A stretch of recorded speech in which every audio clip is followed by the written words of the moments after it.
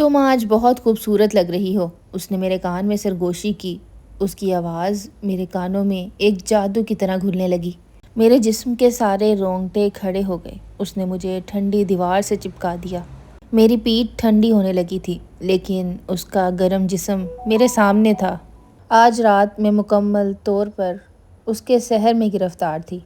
میرے ہاتھ خود بخود اس کی گردن میں چلے گئے اور ساتھ اس کے بالوں میں۔ اس نے میری کمر کو اپنے بازوؤں سے کس لیا اور مجھے اٹھا لیا۔ اس نے مجھے کہا، تم سے دور رہنا میرے لیے موت کے برابر ہے، اس لیے میں تم سے دور نہیں رہ سکتا۔ پلیز آج رات مجھے مت روکنا۔ اس کی آنکھوں میں نمی تھی۔ میں بھی تم سے دور کہاں رہ سکتی ہوں، میں نے اسے جواب دیا۔ اس کے بعد اس نے اپنا سر میرے سینے پہ رکھا اور کافی دیر تک روتا رہا۔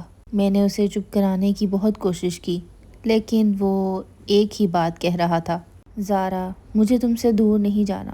تم کیوں مجھے اپنے آپ سے دور کرتی ہو؟ تمہارا مجھے اس طرح اپنے آپ سے دور کرنا مجھے پاگل کر دیتا ہے۔ اس نے مجھے کہا، زارا تم وہی ہو جس کی میں نے ہمیشہ سے خواہش کی ہے۔ اس دن کے بعد میری زندگی بدل سی گئی۔ اب میں آپ کو یہ بتاؤں گی کہ میں کون ہوں۔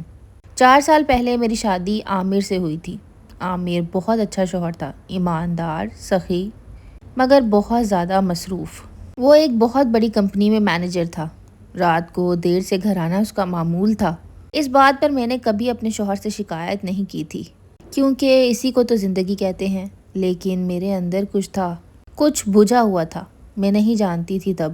میں صرف یہی جانتی تھی کہ میں اکیلے بستر پر راتوں کو جاگتی ہوں اور اپنے شوہر کا انتظار کرتی ہوں۔ میری ایک دوست جس کا نام نمرا تھا، وہ میری بہترین سہیلی تھی۔ ہم کالج کے زمانے سے ہی ساتھ تھے۔ نمرا کی بھی شادی ہو چکی تھی۔ اس کے شوہر کا نام علی تھا۔ علی بھی ملتان میں رہتا تھا، ایک بڑے سے گھر میں۔ نمرا کی شادی ایک امیر گھر میں ہوئی تھی۔ علی بہت امیر تھا۔ کالج ختم ہونے کے کافی عرصے بعد میں آج نمرا سے ملی تھی۔ میں نے نمرا کو بہت مبارک دی۔ اب جب اتنے سالوں بعد ملی تھی تو دوست کے ساتھ بہت سارے غم بانٹے۔ ہم دونوں نے ملنا پھر زیادہ شروع کر دیا۔ میں کبھی کبھی اس کے گھر چلی جاتی۔ نمرا جب بھی اپنے شوہر کا نام میرے سامنے لیتی اور بہت خوبصورتی سے لیتی تو میرے اندر کچھ ہل جاتا، مجھے عجیب لگتا۔ میں اندر ہی اندر چڑ سی جاتی تھی، کیونکہ میرا شوہر میرے اوپر توجہ نہیں دیتا تھا۔ میں نے نمرا کے شوہر کو دیکھ رکھا تھا، لمبا قد، گہری بھوری آنکھیں، کندھوں پر بال، اور اس کی مسکان۔ جب بھی وہ مجھے دیکھ کر مسکراتا تھا تو میرے اندر کچھ پگھل سا جاتا تھا۔ میں نے کبھی بھی اس کے بارے میں سوچنے کی جرات نہیں کی تھی۔ وہ میری سہیلی کا شوہر تھا اور میں خود بھی تو ایک شادی شدہ عورت تھی، لیکن تقدیر کو کچھ اور ہی منظور تھا۔ ایک دن نمرا نے مجھے فون کیا۔ وہ گھبرائی ہوئی تھی، غالباً اس نے کہیں جانا تھا۔ اس نے مجھے بتایا کہ وہ 3 دن کے لیے کراچی جا رہی ہے اپنی امی کے پاس۔ اس کی امی کی طبیعت بہت خراب ہے اور خاندان والوں نے اسے بلایا ہے کہ جلدی آ کر اپنی ماں سے مل لے۔ اس نے مجھ سے ایک ریکویسٹ کی کہ میرا شوہر گھر پہ اکیلا ہوگا، تم پلیز اس کے کھانے پینے کا خیال رکھنا، کیونکہ انہیں باہر کا کھانا سوٹ نہیں کرتا اور انہیں میرے بغیر رہنے کی عادت بھی نہیں ہے۔ میں ہمیشہ انہیں کھانا بنا کر دیتی ہوں گھر پر ہی، تو اگر اب انہوں نے باہر سے کھانا کھایا تو ان کی طبیعت خراب ہو سکتی ہے۔ اس لیے میں چاہتی ہوں کہ تم میری پلیز تھوڑی سی مدد کر دو اور میرے شوہر کو روز کھانا پہنچا دیا کرو۔ میں نے اسے تسلی دی کہ نمرا تم آرام سے جاؤ، میں کھانا پہنچا دیا کروں گی، آخر میں تمہارے کام نہیں آؤں گی تو کون آئے گا۔ میں اگلے دن نمرا کے گھر گئی۔ علی نے دروازہ کھولا۔ اس نے سفید شلوار قمیض پہنی ہوئی تھی۔ اس کے بال کچھ بکھرے بکھرے لگ رہے تھے۔ اس کی آنکھوں میں ایک عجیب سی تھکاوٹ تھی۔ اس نے مجھے کہا، آپ آئیں، اندر آئیں۔ نمرا نے مجھے بتایا تھا کہ آپ آئیں گی۔ میں اندر گئی۔ اس نے مجھے بیٹھنے کو کہا، پانی دیا۔ ہم نے کچھ دیر باتیں کیں، عام باتیں، موسم، ٹریفک، گھر کے کچھ کام اور دفتر کی باتیں۔ لیکن مجھے اندر ہی اندر کچھ ہو رہا تھا۔ اس کی آواز، اس کی موجودگی میرے جسم میں گرمی پیدا کر رہی تھی۔ میں جو اس کے لیے کھانا پکا کر لائی تھی، میں نے اسے ٹیبل پر لگانا شروع کر دیا۔ ہم دونوں نے ساتھ بیٹھ کر کھانا کھایا۔ اس نے میرے کھانے کی بہت تعریف کی۔ اس نے کہا، تمہارے ہاتھوں میں تو جادو ہے۔ میں شرمائی۔ شام ہونے لگی تھی۔ میں نے کہا، میں چلتی ہوں۔ اس نے کہا، تم یہیں رکو، نمرا کا کمرہ خالی ہے، رات ہو گئی ہے، تم یہیں رک جاؤ۔ میرے ذہن میں یہ چل رہا تھا کہ میرے شوہر نے گھر تو آنا نہیں ہے، اگر میں یہاں رک بھی گئی تو کوئی مسئلہ نہیں ہوگا۔ اس نے کافی انسسٹ کیا تو پھر میں رک گئی۔ رات کو نمرا کے کمرے میں ہی رکی۔ نمرا کے کمرے میں لیٹی ہوئی تھی۔ اچانک مجھے پیاس لگی۔ میں باہر نکلی، لاؤنج میں روشنی جل رہی تھی۔ وہ ٹی وی لاؤنج میں بیٹھا ہوا ٹی وی دیکھ رہا تھا۔ میں نے اسے دیکھا، اسے نیند نہیں آ رہی تھی۔ میں نے کہا، میں اور آپ، کیا میں بھی آپ کے ساتھ بیٹھ کے ٹی وی دیکھ لوں؟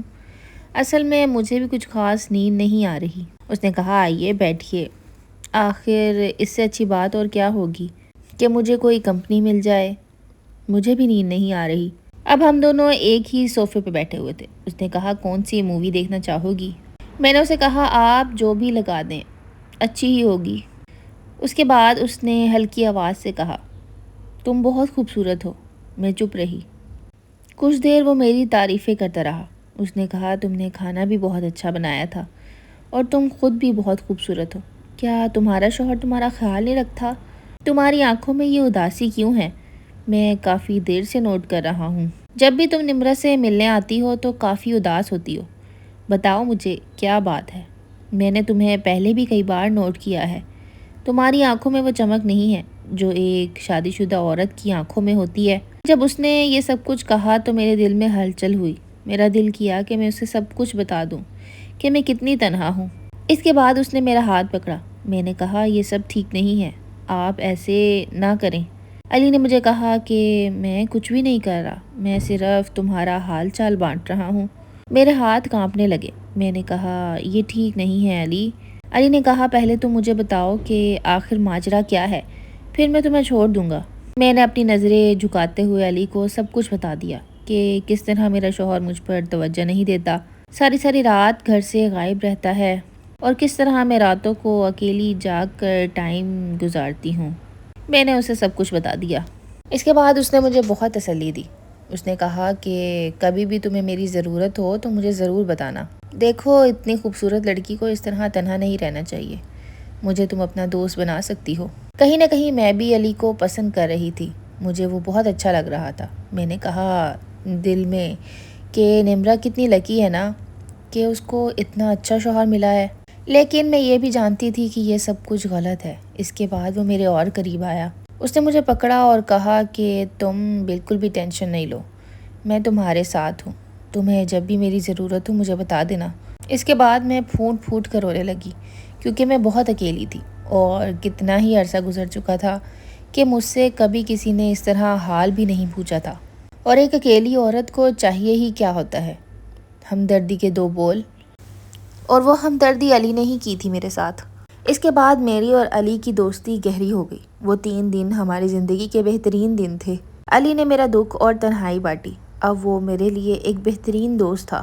نمرا کے جانے کے بعد میں نے بھی علی کا دل و جان سے خیال رکھا اور اس کو کسی بھی قسم کی کمی نہیں ہونے دی۔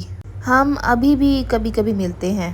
علی نمرا کو بہانے سے کراچی بھیج دیتا ہے اور پھر وہ دن ہم ساتھ گزارتے ہیں۔ میری تنہائی علی نے ہی دور کی ہے۔ علی اور میں جانتے ہیں کہ یہ کام غلط ہے، لیکن پھر بھی زندگی گزارنے کے لیے کوئی نہ کوئی سہارا تو چاہیے ہی ہوتا ہے۔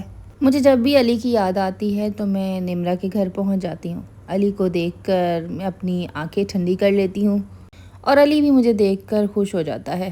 میں اکثر نمرا کے گھر کھانا بھی پکا کے لے جاتی ہوں۔